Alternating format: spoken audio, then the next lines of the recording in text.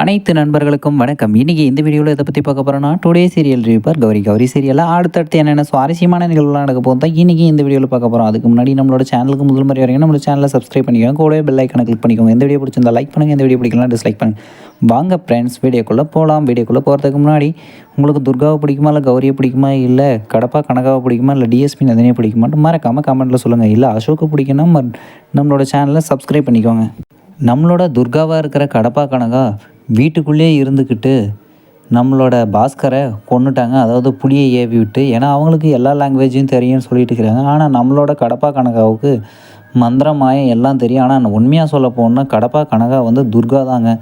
துர்காவுக்கு தான் அந்த பேரை வச்சு நம்மளோட மாசாணி அம்மன் அவளுக்கு ஒரு எக்ஸ்ட்ரா பவரை கொடுத்து அனுப்பி விட்ருக்குறாங்க.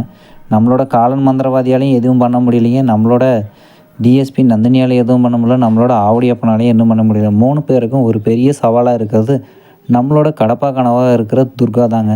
ஆனால் நம்மளோட வீணாவுக்கு தெரியும் நம்ம தான் காசு கொடுத்து இவளை கூட்டிகிட்டு வந்து நம்மளே சூனியம் வச்சுக்கிட்டோன்னு. ஆனால் இருந்தாலையுமே அவங்க காசே கொடுத்து அவங்க கூப்பிடனாலே நம்மளோட துர்காவாக இருக்கிற கடப்பா கனகா கண்டிப்பாக இவங்க வீட்டுக்கு வந்து பழி தீர்த்துருப்பாங்க. ஏன்னா பாதிக்கப்பட்டது துர்கா தாங்க. இதெல்லாம் ஒரு பக்கம் இப்படி இருந்தாலே நம்மளோட கௌரி சீரியலுக்கு நல்ல நல்ல கமெண்ட்ஸ் எல்லாம் வந்துட்டு இருக்குது. ஒரு சிலர்லாம் வந்து என்னென்ன கமெண்ட் பண்ணிட்டு இருக்கிறாங்கன்ட்டு இந்த வீடியோவில் இப்போ பார்க்க போகிறோம். ரொம்பவும் சூப்பராக கொண்டு போயிட்டுருக்குறாங்க. 3 ரவுடியும் கொண்டு வரலையும் நல்லா இருக்குன்னு சொல்லிட்டு ஒருத்தர் ரொம்பவும் என்கரேஜ் பண்ணிகிட்டு இருக்கிறாங்க.